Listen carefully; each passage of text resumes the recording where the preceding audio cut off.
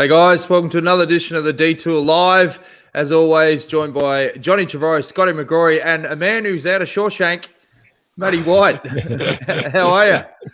I'm good, thanks. Good, thanks, Jones. You just did 1 week in isolation and back at home now. And I reckon given 48 hours, I'll probably be gagging to go to the Vuelta, I reckon. I was going to say... How was that trip, mate? Like when I spoke with you, you were just jumping on the bus and you had to go the team bus. How many 1,000 kilometres did you have to travel? From Italy? Yeah, for myself, it was 2,700 k, and 2,000 of it was in the bus. We had two bus drivers, and they did like 19 hours on the trot, just like 3-hour shifts, and then swap. Yeah. And it was a long trip from southern Italy to Girona. Then I spent the night in Girona and then drove another 600k home the morning after. So it was a long trip, and sort of the way for us it finished wasn't a good way, and so much left to think what could have been. Yeah, terrible. Whitey, with Dan mentioning Shawshank, I'm guessing it wasn't like Andy Dufresne. You didn't have to crawl through 500 yards of a sewage pipe to get out of isolation, did you? No, we just had to download a lot of movies on Netflix, and then sleep a fair bit of the way as well. We had an early morning and we got in at 1 o'clock at night. So no, it was a better ending than Shawshank. And everyone got to go back to close to their home environment, and depending if they lived alone or they lived with families, had to spend a week in isolation. Except for our Italian staff, so the laws obviously are different here in Spain to Italy. So our Italians had to spend, or the ones who had close contact, they had to spend 10 days in isolation, and the ones who were COVID positive, they have been retested now. And actually, Simon Yates left to go home yesterday. So we've got a couple still in isolation in Italy, but the rest are all back home now. I see that Gaviria has tested positive again, so that's a scary thing, as it was positive earlier in the year in the Middle East. Yeah, well, the scary thing there, John, is look, the virus is something that's still getting worked out, the details of how it's affecting people. But our doctors were telling us that if you got a bad degree of the virus, that you would build up an immune system and you wouldn't catch it again. But if you had a lighter version with no symptoms, that you were still vulnerable to catching the virus again. And poor old Gaviria spent 1 month in and out of hospital in February with COVID, and then he's contracted the virus again mid-Giro. So, and I saw yesterday that Recasey, his roommate, started the stage and pulled out, and they're doing another wave of tests with everyone who's left at the Giro over the next 3 days as well. So they're on full alert there, but it's a price that people are paying to put on major sporting events throughout a pandemic. Now, how did you go, Whitey, that week in isolation in terms? Did you go through all 5 stages of grief? Because I know how much the Giro means to you. I know how much preparation goes into a race like that. Did you go through anger, emotion? Like, it would have been a bit of a roller coaster for you. It definitely was, but I still can't help myself to watch the Giro of the afternoon. I'd get through the morning. I'd wake up a bit angry, and I don't know what all the 5 phases are actually, Jonesy, but I know that I was pretty angry and disappointed. But that would only reignite of the afternoon when I couldn't help myself to put the Giro on the television. So look, it was definitely one gone begging for us. I think the team came in very well prepared. We can see that the numbers that those guys are riding are not even as high as what they were riding at Tirreno. But it is what it is. We can't look backwards, and there's some real positives for us to take out of the Giro, and we'll definitely be back there to try to win that elusive prize in 2021. Good ride of young Ben O'Connell last night, mate, or last night for us, yesterday for you. He looked like he was going to win it for a while there. He looked stronger than Tratnik, but I think he suckered him a bit and hit him at the top of the last climb. But it was a good ride. Yeah, it was. I think the effort that Ben made to get across to him, that was what probably it had to be done, and across a 45-second gap on that climb was a massive effort. But I think it left a fair bit of sting in the legs. And you got to keep one eye open with all those Slovenians, mate. I think Tratnik rode a very calculated race. Maybe not letting him get back to him, but he certainly outsmarted him in the finish, because I think Ben probably. Oh, I was actually waiting for Tratnik to sit on because he had a teammate in the group behind, which actually they didn't need to. They went away very, very clearly. But no, it was an exciting final in the front, and a pretty easy day for the pink jersey behind, finishing with 13 to 14 minutes behind. And Whitey, with that ride from Ben, there's obviously a lot of riders from NTT that are on contract rides, so as in trying to search for a contract, and that could have been one of them, wasn't it? It was a good performance from him. Is he a rider that you guys would be interested in looking at for next year? Look, he's definitely on the market. Him and 100 other guys. Look, unfortunately, we're all locked and loaded.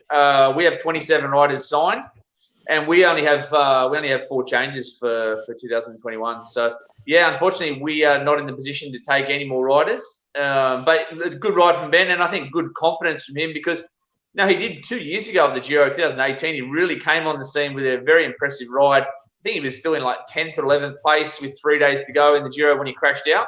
And he's been pretty quiet since. And doing a ride like that is certainly not going to hurt his cause from getting a contract for the future. Jai Hindley, Whitey, he's still 3rd overall. Do you think he can hold on and take the podium at the end of the Giro? No, I think because his primary role will be to see Wilco Kelderman win.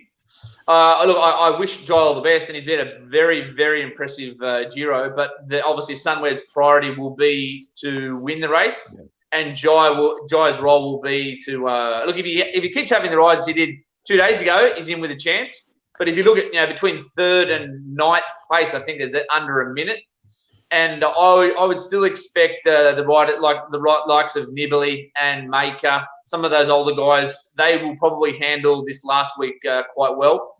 And I know, speaking to Gene Bates this morning, the weather is turning a little bit feral. So it's cold. We've got some wet weather coming, and it'll be very, very interesting to see if they can get through all of these stages, and if they do, how dangerous they will become, because we are going high on multiple days in this last week. And 1/3, it was 40% or 50% of all the climbing in the Giro is in the next four days. So there's some massive days. I think 27,000 meters of climbing, and the race will really kick on starting again today. But Jai's had an incredible ride. It'd be great for him to arrive on the podium, but I think his chances will be pretty slim. Mm. Now, talking about climbing, we had the first day of the Vuelta yesterday. That's the toughest first day of a Grand Tour that I've ever seen. It was a ripper. Yeah, it's not one you really wanted to ride into. That's for sure. It was. Look at that finish we use every year in the Basque Country, and it's usually the Queen stage of the Basque Country in April. And so for that to be on first day, it was an aggressive stage. You saw some great riders go in the breakaway, which put a lot of pressure on Movistar and Jumbo to control that break. And we already saw some massive splits on stage 1. So a great start for us with Esteban in our front group, finishing 4th. But it was certainly a rude awakening to what's going to be a very compact and intense last Grand Tour of the year. Yeah. I was going to say, how's Esteban pulled up from the Tour de France? Yeah, pretty good, mate. He rode the World Championships the week after, had a good ride for Colombia there, and then has basically been recovering. He spent a little bit of time in Andorra after that, and then he was the last week before the Vuelta. He was with Mikel Nieve, who lives in the Basque Country, and they were reconning this first few stages. But he's in a good place, and it'll be interesting to see how long and how his form holds out over the 18 days. I'll throw one to you from another rider, another team who's obviously a big name, but Chris Froome. It just shows how bad that accident was last year and how long this rehab has been. Do you think that he'll ever be able to get back to? Obviously, Israel are hoping that he does next year, but do you think he'll get back to his best? Look, one thing with Chris Froome, mentally, he's probably one of the toughest cookies in the bunch, and it won't be a mental issue or lack of commitment that stops him getting back to the level before. But I really think the cards are stacked against him. He's not getting any younger. And, what is it now? 15, 16 months since the crash. He's had a lot of time to get back to training. I think if he can get through the Vuelta, it will certainly help him for the coming season to get that load in the legs. He's had a very minimised race calendar, as a lot of guys have. But I think getting through the Vuelta will help for 2021.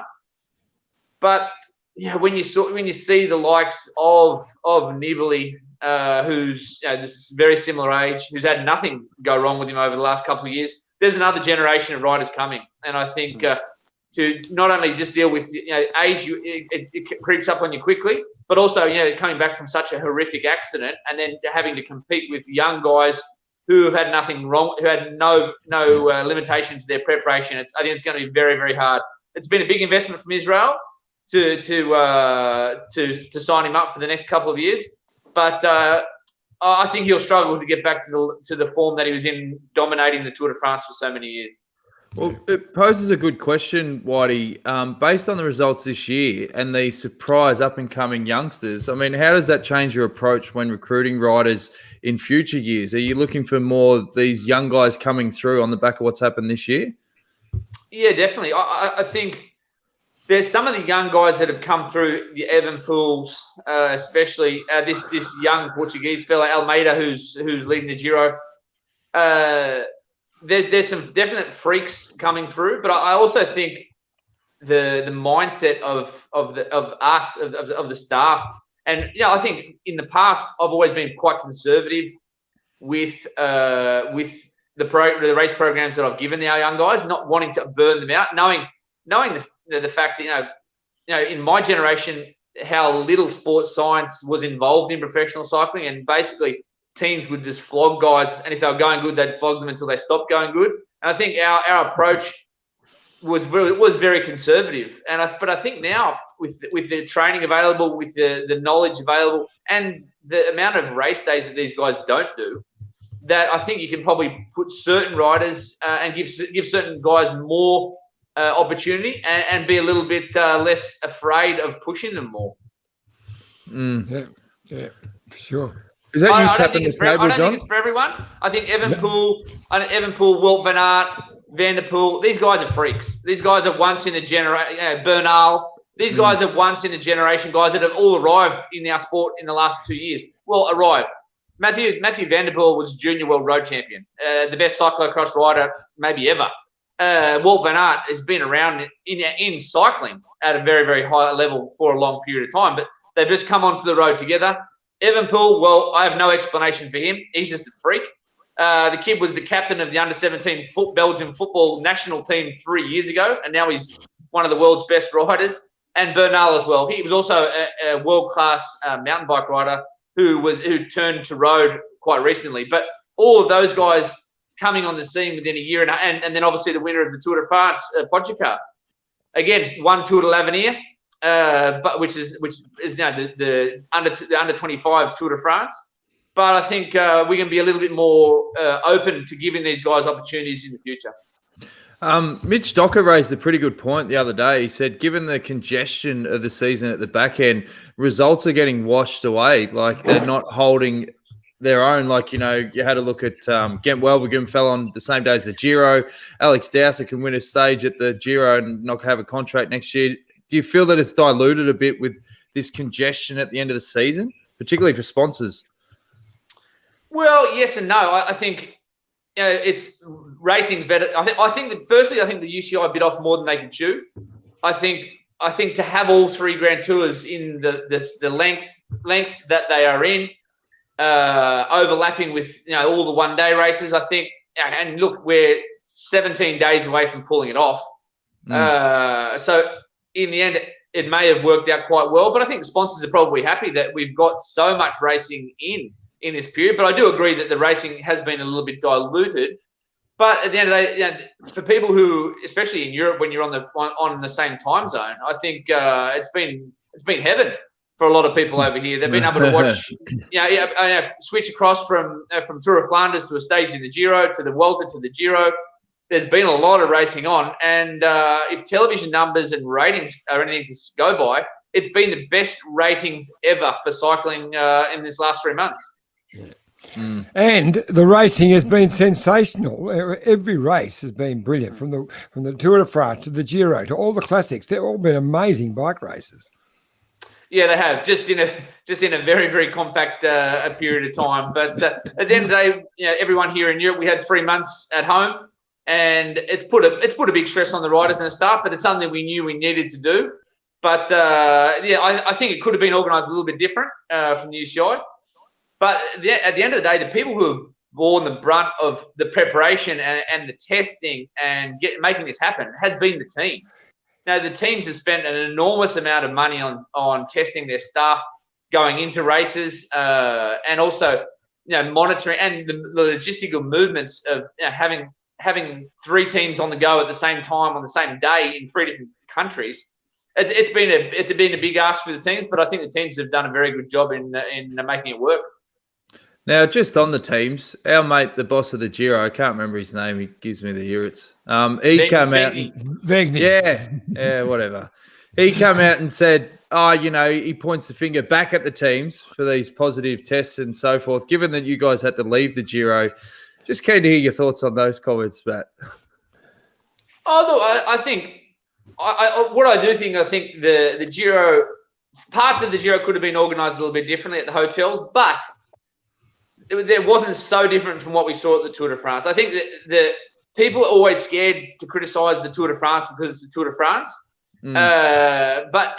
Look, the hotel we stayed at in Sicily at the start of the race, we had 3 or 4 World Tour teams. We had all the RCS staff, and we had a couple of hundred holiday makers, all staying at the same hotel using the same dining area. Yeah, not ideal. But also saying that at the Tour de France, there was days at the Tour de France where our staff had to use the same buffets as the general public. Also not ideal. Just the Tour de, that's just we got away with it at the Tour de France. Well, we had one of our chefs return a positive, but at the end of the day, the Tour de France was very lucky, and I think the Giro at the end of the day, there's been a few positives, but a lot of luck goes involved with who's catching the virus and who is not. There were teams at the Giro, and I'm not going to name teams, so it's certainly a lot more relaxed in their COVID protocols than us, and they've got away with nothing. And we had a very strict protocol. And look, even Ineos, who take it to the nth degree, their riders and staff do not even eat in the hotels. The riders have a separate dining area which they eat in, and their staff eat breakfast and dinner in the car park in tents. So they don't even eat in the hotel, and they've had a positive at the Tour and they had a positive at the Giro. So you can do what as much protocols as you can to protect your riders and the staff, but at the end of the day, it's an invisible virus. You only need one person at the hotel to touch something that you touch, and some people obviously seem a lot more susceptible to getting the virus than others. So Simon Yates is our only rider to have gone positive. Yeah, his roommate never returned a positive, and we had 4 staff who had very little contact with Simon to go positive as well. So there's questions that nobody has answers to. Yep. You mentioned Sicily, Whitey, and considering that Sicily was supposed to be the start of the Giro for next year, and they just brought that forward because of the start in Hungary was cancelled.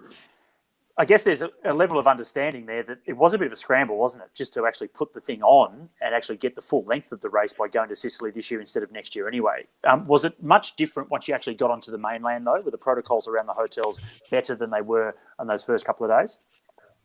I think very much case by case. I think even after the first hotel in Sicily, it was different to the next hotel where we were in another part of Sicily. So I don't think it was that the hotel we stayed at then. The difference also is Sicily didn't have so many cases. Maybe they didn't have so many tests.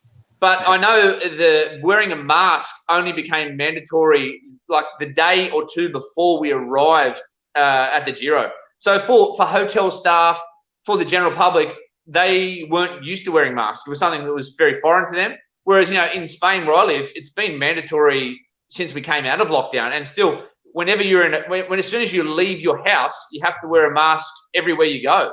my kids go to school with masks and they wear masks all day in their lessons. So it's a little bit of different mindset depending on where you are in Europe. But I think it was a very much case by case, because we also had some hotels on the mainland where we had we stay with other teams. We had a totally separate floor for dining, and the staff were wearing their masks everywhere. And then we had another hotel where actually because we had our own chef, that we weren't even allowed to eat in the hotel. So our riders had to eat like Sky do in the car park, and it was a nice night, and the guys ate around the table outside. So it was very much case by case at the hotels. And I think that the Giro, look, the big difference between the Giro organisation and the ASO is money and staff. The amount of staff who work full time at the ASO is in its hundreds, and at the Giro it's not. It's 30 or 40 people working the sporting department. And they're doing the best with the money that they have. But I think that I still think, in general, they did a good job. And like I said before about Ineos, that you can take all the precautions that you want, but you need also a little bit of luck. So we go into 2021. The virus is still around. We don't have a vaccine, and they want to get racing underway. Knowing what you know now, Whitey, what are the non-negotiables you think when you go to races? Look, I think. I agree with you, Jonesy. I think the racing will continue. I think unlike Victoria, and most of the people in the world are moving on, and sport will continue. Sport will continue in Europe next year. The races will be on like we saw this year. But I think that the non-negotiables, I think probably, if we could afford it, I think the less time, because I think the area that races do let you down is when you are changing multiple hotels, is the hotel staff are not getting COVID tested unless they show symptoms. If they show symptoms, it's too late. So when we're changing hotels every day, the bubble, the so-called bubble, it's a joke, because at the end of the day, when you change hotels, you are entering a new bubble every single day. So I don't know about the idea, and it's only an idea, that when we have these multi-day stage races, to have them more in regions and have a base per region, so we don't change 20 hotels at the Giro next year. That maybe we're doing a region at a time, and we can be a bit more centralised, so you can stay at the same hotel and you can break less bubbles. I think the classics, for example, when you have one hotel for 3 to 4 weeks, I think that's a very easy area to control, because you have the same hotel staff every day. You have the same, and you're going back to the same restaurant, the same hotel room every day. You're not having new cleaners come in, and we are sanitising our rooms as well. But I think the less interaction you have with the general public, the less chance you have of getting the virus. And look, the virus is changing. Less. I don't know the exact figures for Spain, but no, we went to 28,000 deaths in quite a short period of time. And I know now that the hospital beds are not full. The death rates are very, very minimal, which is great. So the virus is changing, but we are also coming into the winter months now. So it's going to be the virus is not going anywhere anytime soon in Europe. Yep. We've got some fan comments. We've got the regulars in tonight. Carolyn Harbeck, she says, "G'day, Wendy, super fan. Hi guys, and Matt." Now, Ian Thomas has a question. He says, "Whitey, new bikes for the team next season. Does that put a lot of pressure on, considering you've had Scott forever?" Pressure, no. I think Jumbo Visma have been doing pretty well on the old Bianchis the last couple of seasons. I think it's just different. We've got a brand new model of from Bianchi we will be launching a climbing bike with disc brakes. Which I've only seen photos of. They're still in production now. The plan is to get those to us as sooner rather than later, so that our mechanics can build bikes probably within the next 2 to 3 weeks, and that the guys who do go back to Australia, which is not too many, can have bikes as early as possible to get acquainted to in the off season, so they're ready to go when racing starts in February or January next year. So the rumours that every Thursday is going to be Throwback Thursday and the team's going to race on steel bikes is not true. That is not true. That is not true. We are not going back to steel Bianchis. Now, this is a comment which could be applicable for Jerry. Would going around in camper vans in a self-sufficient way be one of going forward and limiting interactions in hotels and the like? Remember that year Richie Port had his own camper van? That would be an absolute cluster. Dave Brailsford still does it. Does he? Yeah, he was at the Tour de France and the Giro in his own camper van. He doesn't go anywhere near a hotel room, mate. And look, it is a great idea, but and I remember Sky a couple of years ago really wanted to push it with the ASO, because they worked out if you went from finish to start every day and have no hotel in like 8 camper vans with the riders and some staff around them, that you would save a fair bit of travel time. But then, obviously, if the ASO allowed that for Ineos, then they'd open up to everyone, and then all the ideas of security and so on. Anyway, it was kiboshed. But it certainly would limit contact if we had our own camper vans, but it's certainly not feasible at the moment. Everyone's asking, is Bianchi coming on board as a name sponsor? That's from 3 different people: Jason, Great Divides, and Sam. That certainly is a question for Jerry, but highly unlikely name sponsor. They're a product sponsor for the next year, but I don't think they'll be a naming sponsor for us.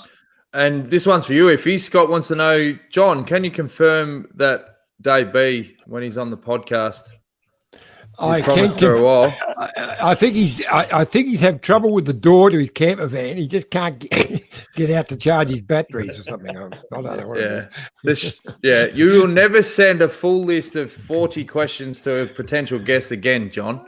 No, you should have just brought him on and then hit him with the hard stuff. Yeah. Oh, you're too honest.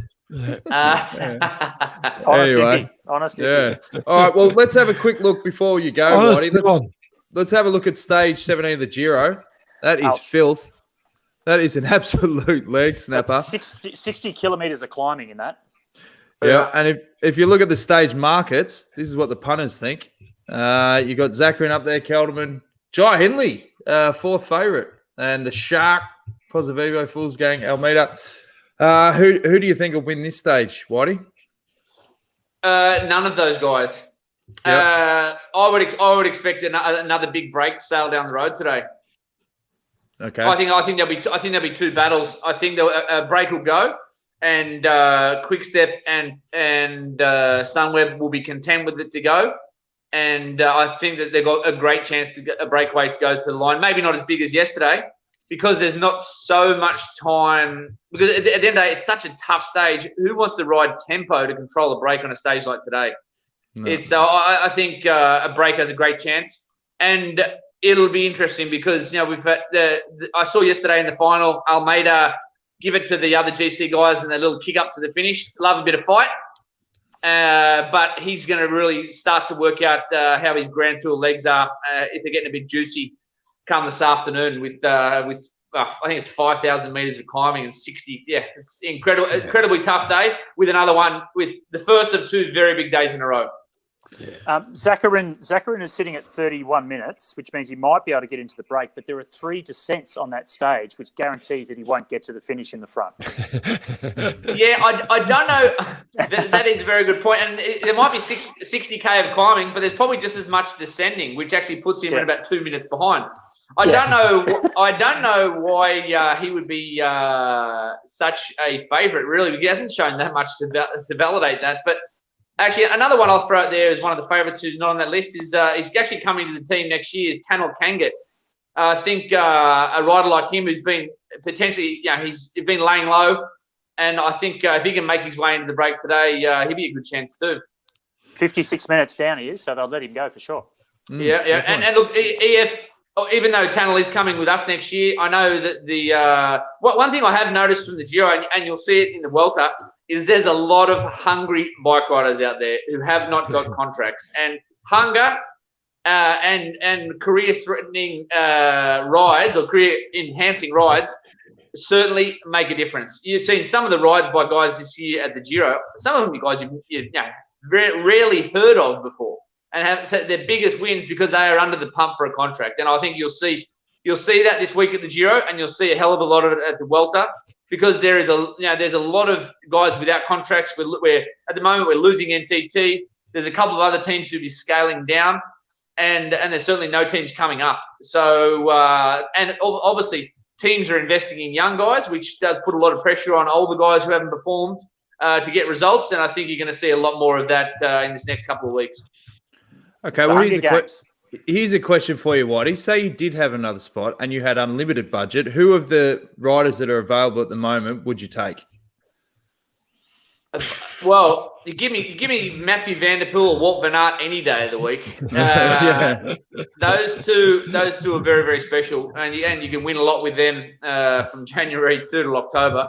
But I think, the riders that don't have a contract. Yeah, look, I honestly haven't been paying too much attention to the guys who don't have contracts because we've been locked and loaded for a couple of weeks now. Well, actually, even longer. What about Jay McCarthy? Like, do you think he's going to get picked up for a team next year? You would think so. He's a class rider, but look at the Vuelta. There's certainly not too many opportunities for someone like Jay. Just the stage is maybe a little bit too hard. All the flat stages will be controlled by Quickstep with Sam Bennett. But look, I hope Jay. I wish Jay all the best. And if he can get a result at the Vuelta, it certainly won't do his chances any harm. But yeah, I would think Bora would still be interested in keeping him. I know that a lot of teams are sort of holding a gun at a lot of people's heads at the moment and just waiting and seeing. But there's a lot of guys out there who are still looking for a contract. I got one for you. Who do you think would be interested in, say, someone like Cav for one more season, knowing that he's nowhere near his best and maybe would never win a race again? But if he's willing to do another season, who do you think would be interested? If you guys weren't, of course, but which rider? Sorry, Mark Cavendish. Cav. Well, I know that Patrick Lefevre. I read an article. Patrick Lefevre is saying, his heart says yes, but his wallet says no about Mark. It's diplomatic. Yeah, it is. And Patrick doesn't mind the sound of his own voice there. Look, the problem with Mark is. And look, Mark, in all intentions, says he wants to keep racing. But Mark is one of the legends of our sport. But the thing is, he's just not the same sprinter that won that 30 stages of the Tour de France. And I don't see him going back to that level as a sprinter. Does he have another role in the team as a leadership role and guiding some young guys around? Highly likely. So I think teams that are looking for a little bit of leadership in their classics or their sprint group, I think there's a value there with Mark for sure. All right, well, let's have a quick look at the Vuelta Stage 2. That's another bit of a nasty one, particularly the Cat 1 at the end there. What are you thinking for this one, Whitey? Well, the telltale factor today is, do Jumbo-Visma want to run a similar template to the Tour de France? And I think if they control the stage and keep the jersey with Roglic, easily answered. But if they let a break sail down the road early, then that will be a very interesting stage, because that will open it up for you could easily see 10 to 15 riders go down the road in that first 30 to 40K today and never be seen again, because it's a flat start and an early climb. But if Jumbo limit the break size to a manageable number, 5 to 10 riders, and start riding tempo, leave them at 3 minutes, well then, I wouldn't be surprised if they just run the similar template. They've got a very strong team. They've got half of their team from the Tour de France at the Vuelta.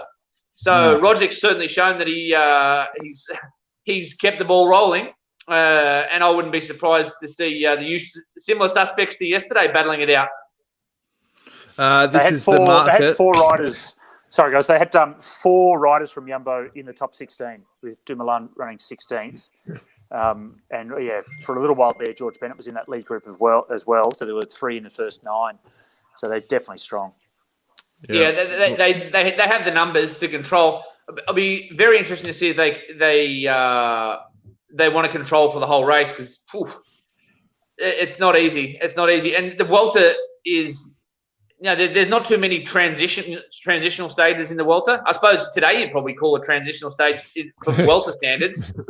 But it's a nasty race. And look, they're going to need a little bit of luck as well, because the whole Vuelta is in the north of Spain. So, look, it's going to be, I know I've got a jumper on at the moment, but it's going to be 27 degrees in the south of Spain here today, later on. But I know they were starting yesterday in 7 degrees, and it could be a wet, cold Vuelta, which makes the life of the team controlling the race even more challenging. Well, we've got. I reckon they'll. I reckon Jumbo Visma will let it go today. I don't think they'll try and keep the leaders' jersey myself. But geez, I was impressed with Sepp Kuss again yesterday. He carried that form straight on from the Tour. He was very, very impressive in that last climb. Yeah, no, he's been one of the revelations of this year. Look, he showed last year at the Vuelta, winning a mountain stage, that he's got the stuff. But this year, the way he rode at the Tour de France, some of those stages, and like he was cruising yesterday, controlling that front group and keeping the pace high for Primoz. He's been definitely a very, very good investment from Jumbo Visma over the last couple of years. Got a couple more questions come in. This from 2247. Will the Aussie Mitchelton-Scott riders return to Oz for the off-season and ride the Tour Down Under? Do you know how many of your guys are looking to come back? Yeah, not so many. I think 4 at the moment. And a lot of the guys will just stay in Europe this year, just because I think a lot of the guys are pretty much quarantined out. And I don't see the Australian government changing the quarantine laws anytime this decade. So a lot of people aren't really keen on flying back to Australia to spend 2 weeks in a hotel room. So some are. I know some are. There's a couple of guys going back for like Luke Durbridge is going back for his sister's wedding. Lucas Hamilton's on a plane on Friday. Cam Myers going home. But I think that's it. And Alex Edmondson. They're the 4 that I know. And then if Down Under is on, which is looking very, very likely it will be on, there is a charter flight on this that everyone who is riding Down Under will be on, going directly into Adelaide. So that will bring back a few more, depending on our final makeup for the race. Scooter? You mentioned Cam Meyer there. Is his willingness to come back connected to the track and for the Olympics next year? Or a slightly different program for the rest of the road guys? Oh, I think as well. Cam wanted to get home to see his family. That's 1. 2, his involvement in the track program is obviously in Australia. They're not leaving Australia anytime soon. And then once Down Under and Cadel Evans race is confirmed, Cam will be riding both those for us. So he's whether he stays in Andorra or Girona for another month to 6 weeks, or heads back home now after his Giro was stopped early. I think now's a good time to do it. If you're going to have a break and you are motivated to go back, now is the time to do it. But yeah, he's obviously got track in the back of his mind as well, and joining in some certain camps over the Aussie summer. And 3, all the nightclubs are shut in Girona, so you can't rip it a new one in the offie. So might as well head back. Only for 2 weeks, Johnny. Only for 2 weeks. Now, Kingo makes a point, making sure that guys like Tim de Klerk that sit on the front all day are tested more for COVID, as they're likely to be super spreaders, as everyone else is breathing their air for 150K. It's a good point. Well, yeah, Whitey, that was awesome, mate. Have you got anything you want to add, Iffy, Scotty, before we let Whitey go? No, great to see you, mate. You're looking very well. So, and we'll talk to you again in the next few days. Yeah, no worries, guys. No,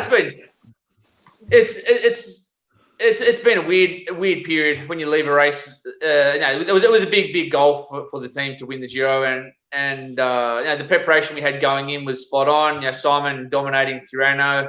We had a really good team, and a team that I know that could have done very well. But we also knew this season, coming back from COVID, that there was always a risk of things going pear-shaped, and it did. And I just hope the guys at the Vuelta stay safe. And the good news is that that our staff that did contract the virus, and Simon Yates, all have very, very minor symptoms, and fingers crossed that they're back healthy very, very soon and back with their families in the next couple of days. I do have a question for you, Whitey. Michael Matthews a couple of days ago was just talking to us about how he's spent a lot more time talking to his psychologist and the little core group of people that he's worked with for such a long time. Now, he's coming to your team, obviously, for next year. Have you guys had much conversation about the mental health of the riders, coming through what has been a very challenging year, but about to go into an off-season, some may be in or out of quarantine? This is going to be a really tough time for everybody on the planet, but also for these elite athletes. So is there some conversations that you're having with other staff members about how you sort of manage this next few months over mental health for the guys? Yeah, well, that's something that we'll be touching on when we get to. We've got a camp plan for the 3 days after the Tour of Spain, where at the moment we've got some restrictions in Catalonia with the gatherings, the amount of people you can get into one place. But we will be touching base with all our riders at the end of the season, which is in 2.5 weeks' time. And I think it's a really case by case scenario, because I think some guys handled the lockdown well, because some guys were with their family, they had their support group around them, and other guys really did struggle. Guys who are stuck on their own for 11 weeks in an apartment and could only leave for getting food on the other side of the world. But I think the team has done a really good job of supporting those guys through this year, but I think that doesn't finish. And I think the people who play a very, very important role are the coaches there, and they're the ones who have the daily contact with their athletes. Our coaches are coaching 5 or 6 athletes each, but then also through this whole period, the sports directors and the doctors have been in touch, and the guys know that there is a really good support network for them. But it's also something that you can't force as well. I think that as long as guys know that you have people you can talk to, and they have a team that does care and a management that does care, I think that goes a long way. And I think we've gone through a lot this year as a team, but I think to see the results that we've had, and we're only going to be stronger for it next year when we attempt to go back to some sort of semi-normality in 2021. Good stuff, mate. Well, we really appreciate you coming on the detour, mate. Well done getting through that weekend lockdown, and we'll have to check in soon and get your take at the pointy end of the Giro. Yeah, no, it's all going to happen today, and I don't think I've ever watched so much Netflix, put it that way. Oh, yeah. What do you recommend? Any good shows that you've seen? One I watched 2 days ago. Well, I was watching, as you know, Jonesy, I don't mind a little bit of sport. So yeah. There was plenty of cycling, football, and NFL on the weekend. But I watched a good one with Safe House with Denzel Washington. That was a good one I saw on Netflix on Thursday or Friday. Yep. I'll have to check it out. He's pretty good, Denzel. Doesn't take any shit. You've seen the Michael Jordan doco? Yeah, no, that was really good. And look, I was saying to Jonesy, I'm into my sport, but I certainly didn't know Michael. I knew everyone in the world knows Michael Jordan. And obviously, Jonesy's a mad basketball fan, but I didn't realise how prolific a winner that he actually was. I knew he'd won a few titles and so on, and he was at the face of basketball globally for a decade there. But to watch that documentary, and I watched it obviously when it came out live. They released a couple of episodes, and the next week another couple. And I was watching it as it came out. I loved it. One of the best sports documentaries that I've ever seen. It's good. And just you go down. Right. Oh, the psyche of to be the best. Like to be the best, you just win at all costs. Just take down your opposition, mind games, and what he used for fuel to get himself fired up. The littlest thing, like a coach that didn't say good day to him at a dinner, he goes, right, that's it. I'm pissed off. I'm going to take him down, Yeah. One thing from that documentary, I did see a lot of similarities with the mindset there of Michael Jordan and Lance Armstrong. Some very big similarities. And look, Jones, you always like to say, mate, normal people achieve normal things in life, and people like that, and sports stars, and people who are achieving. If it's art or business, no matter what it is, normal people achieve normal things, and I think you've got to have that edge there, and something to make you tick to go that extra mile. And Michael Jordan was certainly a perfect example of that. Yeah, bloody oath. What I was going to say, Dan, was it's a whole other conversation, but there's an argument right now between Jordan or LeBron with all the titles that LeBron's won for 3 different clubs. No, I go Jordan. Jordan every day of the week, mate. 6 from 6 and the big dance. So, he's a gun. All right, Whitey. Well, thanks for joining the show, mate. We'll check in again soon. And, always a pleasure. Love having you on the show, buddy. All right, gents. Good to catch up and speak to you soon. Good on you, mate. Cheers, Whitey. Take it easy. Matthew White, sports director, very knowledgeable guy, gave us some pretty good insights for stage 17 of the Giro and stage 2. We'll get to our tips a bit later on. But, Johnny, it's time to open up your shoulders and do your finest. Mitchelton Wines. Look at that wonderful photo. There we are, the Mitchelton Winery. It's the Mitchelton Hotel, looking out over the river, over the pool and the river. I have more photos. He's come good. Yes, that's a great shot. That's the pool. Closer up of looking out over the pool, and then the Goulburn River swings around the edge there. Yeah. And these are the rooms. Have a look at the rooms. Oh, they are sensational. That is 5-star quality. There are special suites as well with a spa. I stayed in one of those a few months back. Yes. Yeah, that's the little lounge there. Yes. And as I mentioned, you can experience the history, the beauty and the serenity of the Goulburn Valley. And there is a beautiful Mitchelton Masano. There you go. Lovely drop. Jump into the Muse restaurant. There it's just the edge of it there. That's the bank. That's in Heathcote. Oh, is it? Yeah. Oh, here's the front entrance. I'm all over the shop now. That's into the cellar door. That's where you go and pick up your beautiful Mitchelton Heathcote Shiraz. If you want to get married, I've got some photos for that. Well, that's one place where you can go, or you can view it out on the banks of the Goulburn River. You want to roll up in the tinny? Yeah. That's actually a Cuda boat, mate. That's what they call a Cuda boat. Yeah. Famous little boat, yes. Short for Barracuda boats. Famous. And you can't forget the amazing art gallery, John. No, that is down in the catacombs, down in the bottom there. It is an absolutely brilliant Aboriginal art gallery. And of course, that is an amazing Land Rover that's all been painted by one of the famous artists. I think the Land Rover is worth about $10,000, and the artwork around it's worth about $250,000. Yeah, it was pretty impressive. That's sensational. Can you bring up the? Can you show us that photo where the two people were in that room in robes? Have you got that there? This one? Yeah, that one. Is that like dinner attire? Appropriate or not? I don't know. What room they don't judge in the Gambie, mate. You can roll up. They're just got out of the spa, mate, because you've got is that what it was? a magnificent spa where you can quiet the mind, unwind the body, rediscover your balance in a setting of peace and harmony. Good stuff, John. And I had the photos to back it up. Now it's time for some quick words from our mates at Bike Exchange. Look at this bike. You think it's just a bike, right? But it's not. It's a bike 374 people are looking at. This guy, this girl, them, all looking at it. People from here, there, and wherever this is. People that are looking for a bike. Or just a piece of it. Amateurs, semi-amateurs, and pro-amateurs. This guy wants this bike, but with this crank and these bars. This could be the perfect match.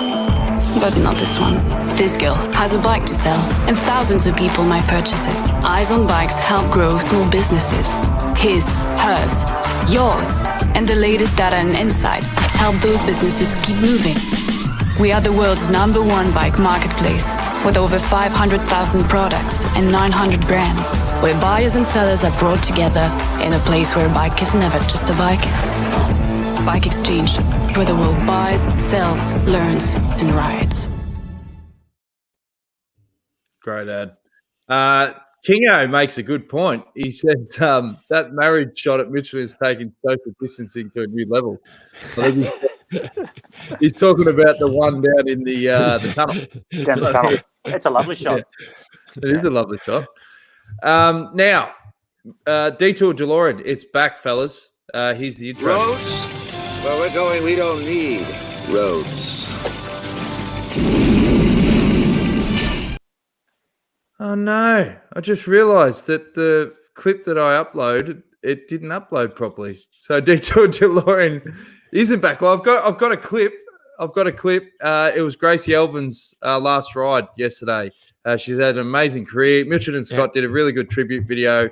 So that is definitely uploaded in the system. So let's take a look. Gracie was super strong on all terrains, but probably perhaps most suited to classic style racing up in Belgium. Just to see the sun. When I think of Gracie as a rider, I just think the Spring Classics. All of me undone, not so sure yet, but I think that I might. Nothing to you, barely as you know, if the race is hard, she's going to love it. She's also a really calming presence, off the bike and also in the races. Super calm and really smart tactically. Yeah, she's a great leader on and off the bike.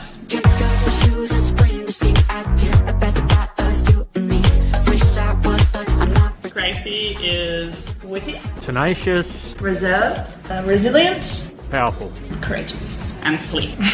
A good lesson I learnt from Gracie was to always pack emergency chocolate. We wish the best of luck for pathway that she chooses.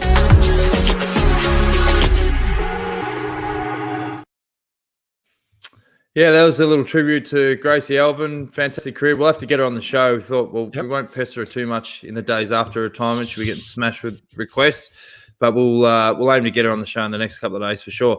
Now, I had another clip that was Chavez winning stage 2 of the Vuelta 2015. That hasn't loaded into the system properly, but we will show that tomorrow night. It's when Mike Turner was in the car. What were you going to say, Scooter? I was just going to shout out also to with Gracie's retirement, Shannon Malseed, Australian road champion 2018. She also hung up the bike only last week. So so another good cyclist from Australia departing from the women's peloton. Ballarat girl. We had another comment, and it said Froome and Cav are deluded. They've had their day. Both have earned plenty of money. Retire. John Stevens, you're a harsh man. Just call it as you see it. Portia Griffiths, Dan, what did you think about the new interview with Lance Armstrong? I think you're talking about the ESPN doco, the 2-part series. I loved it. The scene that stood out for me the most was when Lance teed off about the contrast in reception to, they welcome George Hincap here in a US and they take him to races, but they exclude me. They took down Pantani in Italy and he ended up dead. But other riders like Basso and that, they invite him back to races. Do you think he has a fair point, Scooter, with all that sort of stuff? Well, Dan, you and I, we actually spoke about this the other day, didn't we, by chance? Yeah. It's interesting because on face value, they've all done the same thing, yet some have been welcomed back and they're working within the TV industry and doing a whole bunch of things. Richard Virenque, you go to the Tour de France and he is a god walking around. Yet we know what he did with the Festina affair. So I understand where Lance is coming from there. The difference is Lance was a prick. Lance was always a prick. And people were quite happy to make sure that he got what he deserved because he was nasty to a lot of people. So it doesn't make it right, what the discrepancy between the way he's treated compared to others. But it certainly makes it easy for people to treat Lance the way Lance gets treated. Do you agree, Iffy? Yeah, Lance stuck his finger up to the French, and they've stuck their finger right up his as well. Yeah, exactly. Yeah. He's at that age now too. He needs to get a certain part of the body tested regularly, just in case. I've got a couple other comments. Peter, great show, boys. Jonesy, when are you getting the Backstage pass going again, mate? Well, it's not looking likely with COVID, so maybe in 2024. I think the Backstage pass. Sorry, mate. I think the Backstage pass was the inspiration for that. Talking about Netflix, the F1 documentary where they went behind the scenes for 2 seasons, which I found fascinating, and probably because of I reckon they watched the Backstage pass a few times. Well, the thing is you can recreate that concept for any sport, any team. You just need the access and you need the budget and you need the trust from the riders. So if you can replicate that, you look at what they did with the Australian cricket team and give the access, then it changes the game, because what people do is as soon as you form a connection with the athletes, that people go, hang on, they're just like normal people. They still have the same feelings and they have the same, obstacles that they've got to overcome, and they're vulnerable. It's a recipe for success, and you can do it for any sport. You could do that with synchronized swimming if you've got the right characters. You just need the formula. So I'd love to get the opportunity to get back into it again one day, but with COVID, we got to stick to the detour and stick to this. You still get to tell stories on this platform. And on stories, Ben Jensen, Jonesy's tale about the bottle shop on the other podcast was gold. On the Social Distance podcast, we flash back to the year 2001, and we're looking at years better than 2020. We do it every week. And then once we got into 2001, we're like, hang on, this isn't much better than 2020. In fact, we had the whole Rolodex of years to talk about. We didn't really think this one through. And I just shared a story about how I set up Dan Murphy's record and I smashed 189 bottles of De Bordelais Cab Sav when a pallet jack, I was working out the back and a pallet jack took off and knocked the tower over and then I quit.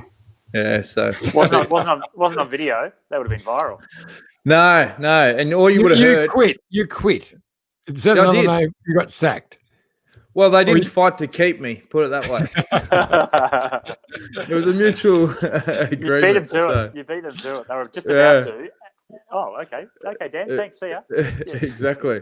Give us your name badge. So anyway, what do you want to leave us with, boys? Anything before we wrap up? John, I was asked to mention to you or ask you about, because you mentioned the Munich Olympics and Judy Patching the other day. And apparently there was another story that you would spend a lot of time training with the track team on a spare bike or a training bike, and then you may have misplaced your race bike for the road race. Is there a story that you need to tell us about that? No, that's an exaggeration. It's completely untrue. But they did. It was in a Sun Tour, not at the Olympics, and they hid my bike, and then just before the start, when they realised I hadn't looked for it, they brought it back and gave it to me. So there was a moment of panic. So you were looking for your bike and realised, was there a moment of panic that you? No, they walked up and handed me my bike, and I hadn't actually started looking for it. But they thought I would have been panicking for the whole night. They'd hidden it. I hadn't even looked for it. So that was Tom Maloney, by the way. Okay. Sent me a message about that one. Yeah. Couple of more comments. Scott Davies, Dan, did you get any feedback from other pro teams on the Backstage Pass? Might have been the inspiration for the Movistar doc on Netflix. We did have a lot of riders that if we did a funny ep or whatever, they would sing out. And I remember the day, it wasn't a Backstage, but when we released the AC/DC video, I remember Cav stopped me and said, mate, that was hilarious. Like, well done, good stuff. So they were really good. And then we obviously got other riders involved from time to time. And there was a good camaraderie within the peloton with all that sort of content. And it made other teams go, well, this formula works as well. Kingo, Lance was happy to throw others extra mates and Landis and Hamilton under the bus, and not one got stuck under the 1K to go banner. That's true. And also, what is the frame behind you, Scott? Looks crazy. Looks crazy. It looks like it was on the roof of a car and I drove into a carport or something, didn't it? No, so that's my frame. It's a Ken Evans I got it. I had it built for me in 1985 for the 1986 season. I was under 19, went to the national championships in Launceston, broke the Australian kilometre time trial record on that frame, and then went to the Junior World Championships. But you can see all the curves in it. It was modelled off Francesco Moser's world hour record bike. Not quite exactly the same, but similar. And I sold it somewhere down the track. A couple of years later, I went into the Institute of Sport the following year. So a lot of my old bikes, I moved on. And then I had a message from Hank Vogels a couple of years ago asking if he sent me a photo, is this your bike? And I'm like, yeah, absolutely. And apparently someone up on the Sunshine Coast had it in their garage. And then Hank bumped into him somewhere. He contacted me and I said, "Mate, absolutely. I'll buy it back if I can." And it was a bit rusted. It didn't look too great. And I took it down when I was doing the Full Cycle TV show. We did a special piece on Ken Evans. So we went down to Geelong to have a chat to Ken. I took that frame down there to him to show him, the bike that I was able to then reacquire. And it needed a bit of work. And he said, "Hey, leave it with me." So a couple of weeks later, I came back, picked it up, and it was nice, freshly painted. It's in mint condition again, freshly painted, and I'm going to rebuild it as it was back in 1986. Oh, good on you, Kenny. Yeah. So that's the Junior Worlds where you went over. That was the bike you made for the kilo and prepared for the road race. Is that right?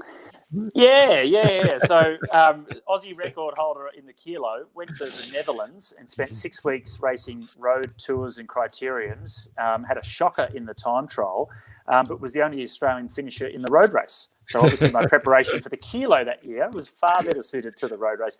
Technically, I didn't finish the road race because I crashed in the sprint, split my head open, and actually can't remember it. But I was the only Aussie left in the front group. We've got another comment. This is from the director of the Voice of Cycling, Nicholas Bird. If he needs a backlight, we're getting technical now. Oh yeah, look at him. How's that? Yeah, Nick. So backlight is you need to light up your backdrop. So you know, if you're going to do this, there, John. What have you've got some wine bottles up there? Nick Bird is the man behind the Phil Liggett. I said that. I said that. Were you not listening? No, I wasn't. I don't listen to you very often.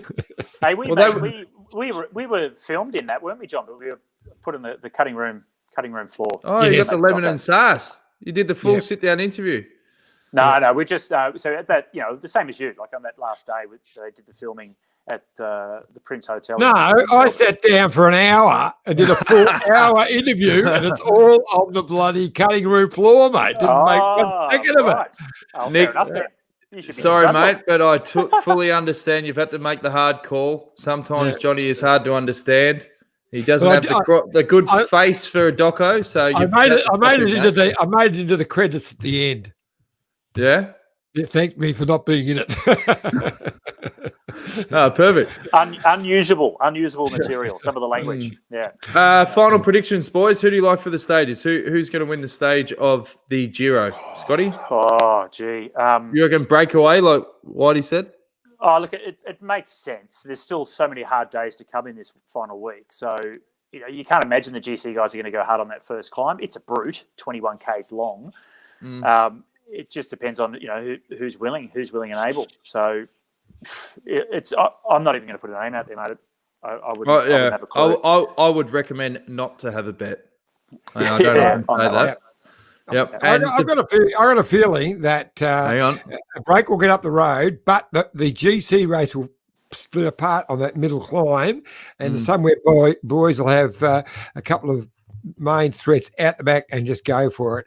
And it'll be someone who profiteers off that. One of the, like Gagan Hart did yesterday, it'll be someone like that, someone who'll profiteer off the Somewhere, take the stage, but Kelderman will secure the overall. That's what I think will happen. Okay. This is a big one for GC for sure. For Vuelta, you think the Killer Wasps are going to control it? No. I think a breakaway for sure. Hand the jersey over. They'll have the right tempo, though, won't they? Because they won't want to get. Wouldn't want the gap to be too big. It's only day 2, so the time gaps from yesterday were not massive for some of those guys. So not to our big guys, but the time gap to a lot of bike riders, 10 minutes, 15 minutes. So there'll be it depends who gets in the break. I mean, if you get some guys who are only 3 or 4 minutes down, they're not going to let them just take the jersey like that, I suppose. But no, I think you'll get a break, stay away. Yep. So our suggested tips is don't bet on either race. Save your money. And Depana is on as well, which is now probably Mark Cavendich's last race, perhaps for the season, perhaps for his entire career. We'll wait and see.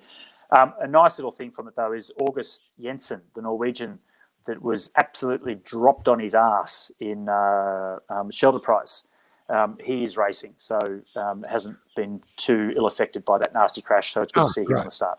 Yeah. Oh, and one other clip you have to look at if you're on social media is Magnus Cort. Remember Mitch was talking about these interviews he does with himself? They are hilarious. So he wears this cap that says press on it, and then he goes, Magnus, I want to say, how are you going for the Vuelta this year? And he takes the hat off and he leans, he goes, yeah, that's a good question. Yeah. And he just interviews himself and just puts the press hat back on. It is hilarious. So check out Magnus Corse's Instagram. That's too long. That's too long spent in isolation. Oh yeah, he's cooked it up. So anyway. All right, boys. Thanks for another great episode. We'll be back again at the same time tomorrow, 7:30 Australian Eastern Standard Time, and we will be interviewing the great Sir Dave Browson.